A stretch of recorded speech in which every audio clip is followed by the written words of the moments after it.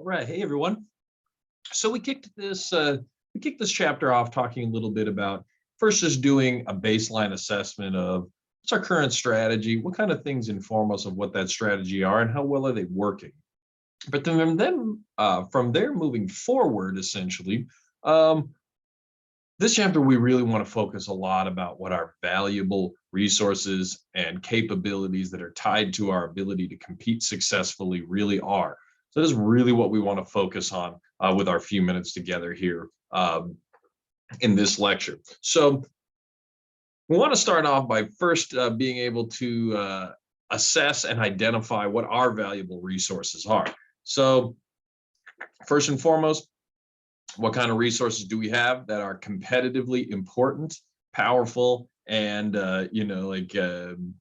relevant enough for us to really specify in this situation, right? Because we have tons of resources, we have tons of capabilities, but as we're going to find, not all of them hold equal weight or are equally important. So usually what we do is when we're trying to do this, we look at a resource and capability analysis.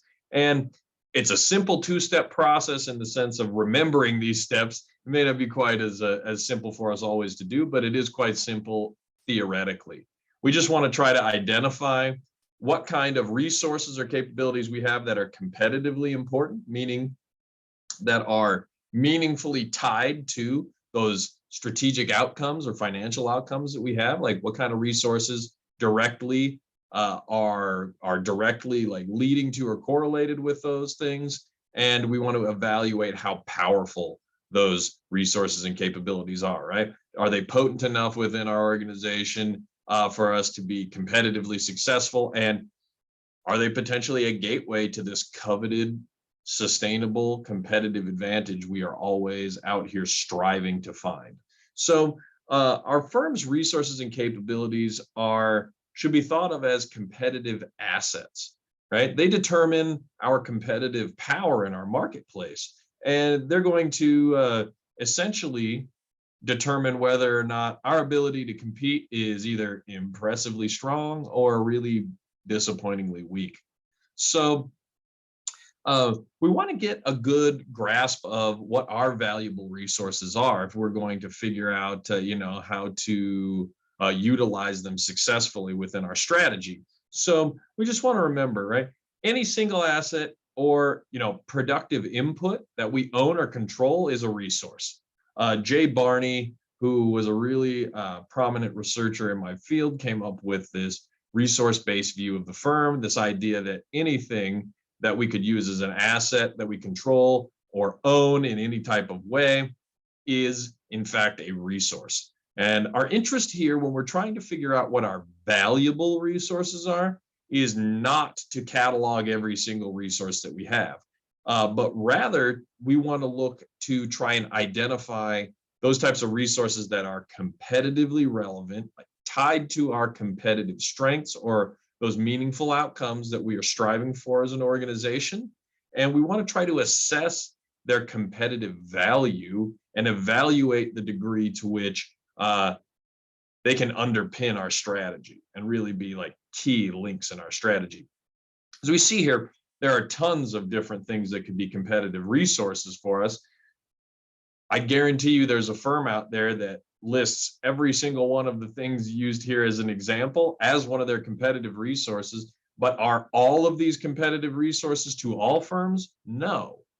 This is why we do this assessment. We have to understand maybe the strength of our resources are competitively tied with our physical resources, our access to maybe some natural resource or our store locations, plants, equipment, those kinds of things. Whereas a different organization may say, actually, our financial resources, our access to cash, balance sheet strength, or our credit rating are actually all the really valuable resources about our institution, and that's fine.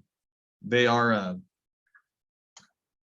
going to be different for every single organization.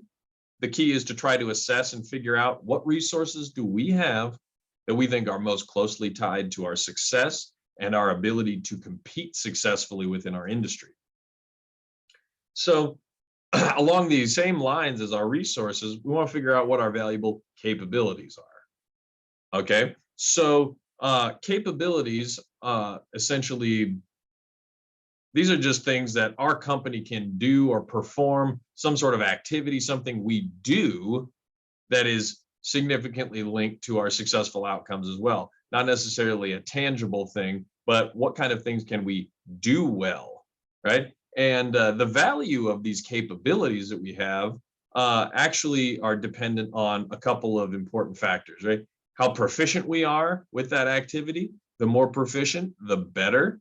And the role of that specific activity in our firm's strategy, right? So essentially, a capability, we may be really good at it, but if it has no competitive importance to our success or performance, who cares? It's not a strategically relevant and competitive capability at that point, because it's not tied to anything important for our organization. So we always look at all of our capabilities on this continuum at the bottom, ranging anywhere from having minimal capability in some specific activity to all the way to it becoming a distinctive competence.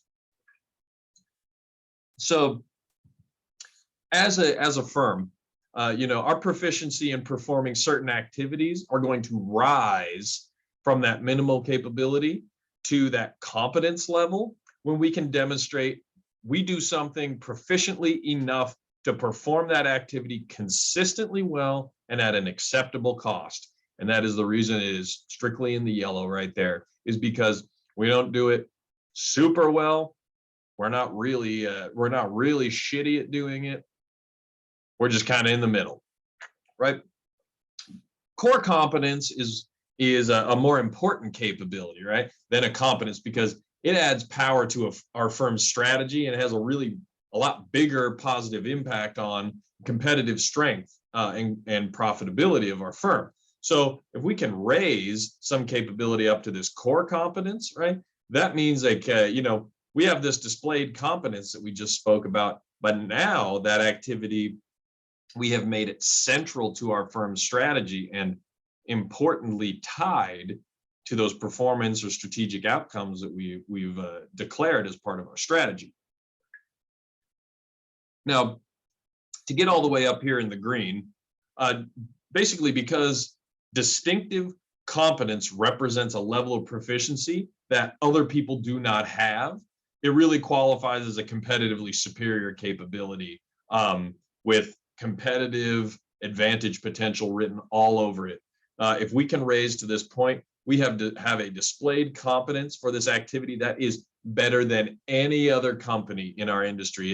It's a distinctive competence is this thing that hands down, we do it better than others. And because we do it better than others, it is a distinct competitive advantage for us. It is a gateway to competitive advantage for our organization. So, these distinct competencies add really intense power to our firm's strategy and give us competitive advantage when it's costly or time consuming for our rivals to try to imitate that competence or catch up with us. The harder it is for them, the better and the stronger of a distinctive competence it is, and the stronger of a competitive advantage it provides us as a firm. So it's important for us just to revisit this idea just very quickly, make sure we have a grasp of this idea about what it is really that makes our resources or capabilities competitively powerful and valuable for us. And it follows this framework I talked about earlier, the VRIN framework. We mentioned this in an earlier meeting. Is it valuable, i.e., does that resource or capability have actual competitive value? Is it tied to an important outcome for us? V, valuable. The R in our VRIN framework is rarity, right? Do many or most of our competitors have the same or similar resources and capabilities? We hope not, because if our competitors do not have similar or the same types of resources and capabilities, those resources and capabilities become more rare and more valuable. So value, rarity. Third is inimitability. Would this resource or capability be hard to copy? The harder it is to copy, the better.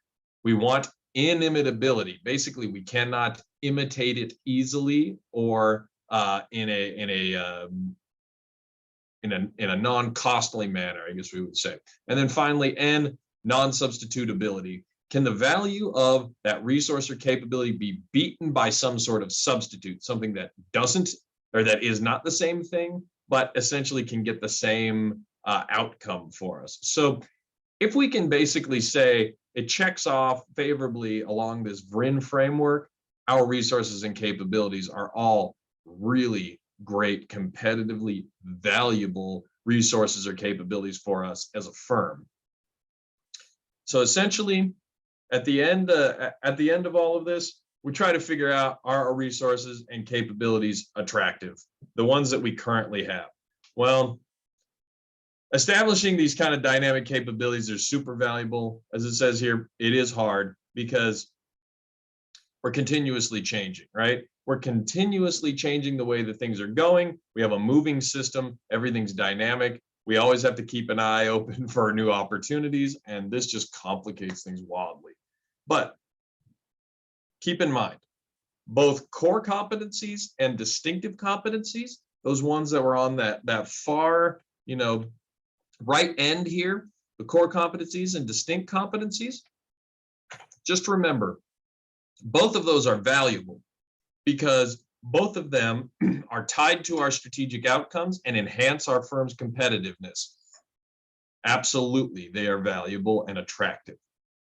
If we lack an important competence or a competitive capability that our rivals have, this can be kind of a recipe for a disaster for us. It doesn't have to be an end all, but it is definitely going to be a competitive disadvantage because somebody has a leg up on us. So if we don't keep up on our competencies, we don't keep them up to date, we're not going to be able to effectively respond to ongoing changes in our, let's say, our consumer needs, our consumer expectations. It's going to be difficult for us to protect our firm's long-term competitiveness against others who are improving their resources and capabilities at better rates than us.